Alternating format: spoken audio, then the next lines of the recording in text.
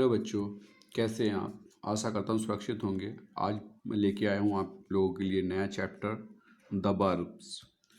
The बर्ब्स, आपने बर्ब्स हिंदी में सुना ही होगा। बर्ब्स क्रिया को कहते हैं और क्रिया के दो भेद होते हैं, एक सकर्मक और एक अकर्मक। चलिए बात करते हैं बर्ब्स की इंग्लिश में। A verb is word by means of which we can say something about a person's or things. It is and the essential part of a sentence. We cannot have sentence without a verb. जो हम किसी व्यक्ति के बारे में कुछ कहते हैं, सुनते हैं या एक्शन लेते हैं, वो है सब जो हैं, वो सब बातें, वह सब विचार जो हैं वर्ब कहलाते हैं। और वाक्य की जो आवश्यक एक पोर्शन है, भाग है, वो वर्ब होता है। और बिना किसी वर्ब के कोई भी वाक्य पूर्ण नहीं हो सकता है। जैसे बी प्ले, तो यहाँ पर प्ले जो है वर्ब है। सीता सिट डाउन, यहाँ सिट डाउन दोनों ही वर्ब हैं। और आई ईट ए बनाना, यहाँ पर ईट जो है वर्ब है। और द बॉय स्लीप्स, तो जो स्लीप्स है वो वर्ब है। Thus actions verb are words that the express the concrete action. They are the common in spoken language. The girl singing a song, singing.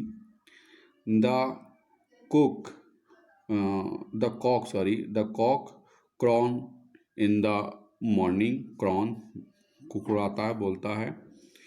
In sentence a person, जो ऊपर sentence दिए हैं इसमें, पर्सन और a things is doing or being. आप देख सकते हैं कि इसमें जो भाव है, जो थिंक है, वो जो है हो रही है। We can call these doing words action, जो इस तरह के जो कार्य हो रहे हैं उसको हम क्या कहते हैं? एक्शन वर्ब कहते हैं। As they tell us what pupils and things do, being words tell us about their state of being. Usually things or pupils becomes or seem some things। जैसे कि यहाँ पर एग्जाम्पल दिया हुआ है, Radha is angry. Radha is angry, यहाँ पर दो वर्ब हैं, एक हेल्पिंग वर्ब है और एक जो है मेन वर्ब है। द डॉग वाज हंग्री, तो जो वाज है एक जो है हेल्पिंग वर्ब है और एक जो है मेन वर्ब है। यहाँ पर इसी से रिलेटेड एक एक्सरसाइज दी है जो आपको घर से करनी भी है। मैं इसको बता के चल रहा हूँ, मैं आगे भी पढ़ाऊँगा, परंतु इस एक्सरसाइज को नोट कर लेंगे। यहाँ पर pick out the verbs and say what tell they tell. आपको इसमें से जो वर्ब है उसको छांटना है और ये भी लिखना है कि वो कौन सी वर्ब है, ठीक है। तो यहाँ पर जैसे एग्जांपल है द सन साइंस, तो द सन साइंस में साइंस जो है चमकना जो है वो जो है एक्शन वर्ब है, चमक रही है यहाँ पर। और B have a ball, sorry, तो यहाँ पर हैव जो है, यहाँ पर हैव जो है प्रोसेशंस है,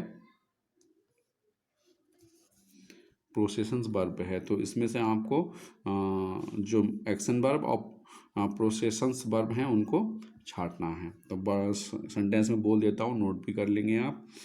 वर्ड्स फ्लाई पहला, दूसरा है he looks angry, third the balloon burst, fourth है आपकी the hunter shoot a lion, fifth है आपकी मैरी हैज़ ए डॉग, फिर सिक्स है आपकी he does his homework regularly, seventh है आपकी Anil become a doctor, eight है आपकी अरुण हैज़ 2 ब्रदर्स, और नाइन्थ है आपकी Ramu is a farmer, tenth है आपकी the children ate all the chocolates. ठीक, इनको आपको इसमें से एक्शन वर्ब और द प्रोसेशंस वर्ब छाट के लिखनी है। चलिए अब बात करते हैं kinds of verb. Kinds of verb में वर्ब के कितने प्रकार होते हैं। Verbs are of two kinds, दो प्रकार की वर्ब्स होती हैं, प्रिंसिपल वर्ब और auxiliary verb. These verbs may be the transitive, intransitive, linking और helping verb। ठीक, तो प्रिंसिपल वर्ब में ए प्रिंसिपल और full verb has a meaning of it on. जब वाक्य में एक ही वर्ब हो तो उसे प्रिंसिपल वर्ब कहते हैं। ठीक, जैसे बी प्ले, तो यहाँ पर एक ही वर्ब है play. He rights, they read, Amar loaf, तो यहाँ पर सब में एक ही वर्ब है, तो ये कौन सी प्रिंसिपल वर्ब हुई। A principal verb can be transitive और इंट्रांजिटिव भी। जो प्रिंसिपल वर्ब है वो ट्रांजिटिव भी हो सकती है और इंट्रांजिटिव भी हो सकती है।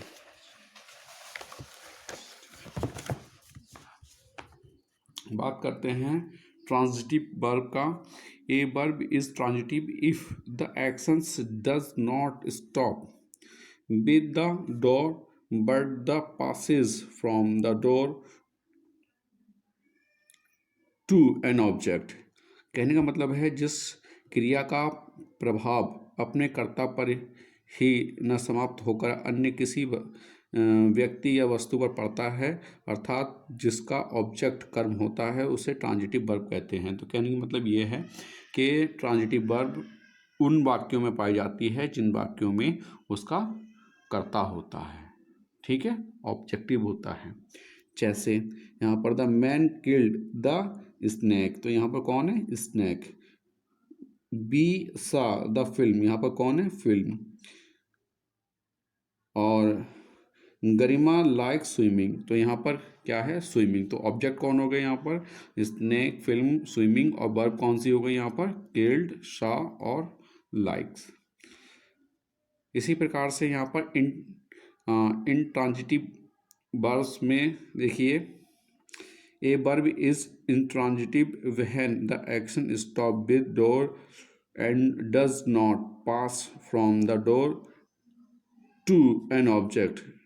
जिस क्रिया का कोई कर्म नहीं होता, जिसमें ऑब्जेक्ट नहीं होता तथा अपने में ही पूर्ण अर्थ रखती है, अर्थात वर्ब का प्रभाव उसके कर्ता तक ही सीमित रहता है, तब उसका प्रभाव अन्य व्यक्ति या वस्तु पर नहीं पड़ता, तो उसे इंट्रांजिटिव वर्ब कहते हैं। जैसे ही लाफ, वह हंसा, इसमें ऑब्जेक्टिव नहीं है, ऑब्जेक्ट नहीं है। See run, dogs bark, Radha play, तो इनमें लाफ, रन, बार्क और प्ले ये सब जो है इंट्रांजिटिव वर्ब्स हैं। तो इसमें से आपको दूसरी एक्सरसाइज में देता हूँ, उसको ध्यान से सुनेंगे। अगर इसमें आपको क्लियरिटी नहीं हो पा रही है और मैं थोड़ा सा हल्का जूम करता हूँ। पहला है pick out the direct and indirect object in the sentence given below. इसमें जो भी ऑब्जेक्ट्स दिए हुए हैं, डायरेक्ट हो चाहे वो इनडायरेक्ट हो, उनको आपको छांटना है, पिक आउट करना है। वी गो टू स्कूल, पहला सेंटेंस। दूसरा, he offered me a seat, third है आपका, they showed her no sympathy, fourth है आपका, my grandmother tells me good story, fifth है आपका, I send a gift to my son on his birthday. Next है आपका, he passed the ball to the captain. Next है आपका, the principal granted me a scholarship. और 8 है इसमें आपका, mother cook food for us. 9th है, सी told me the good news. और 10th यानी कि लास्ट है, I got him a good job. तो बच्चों ये 2 एक्सरसाइज आपको होमवर्क में करनी है, और होमवर्क में करके आप जो है इसको मुझे सेंड करेंगे। आज के लिए बस इतना ही। हैव ए नाइस डे, आपका दिन शुभ हो।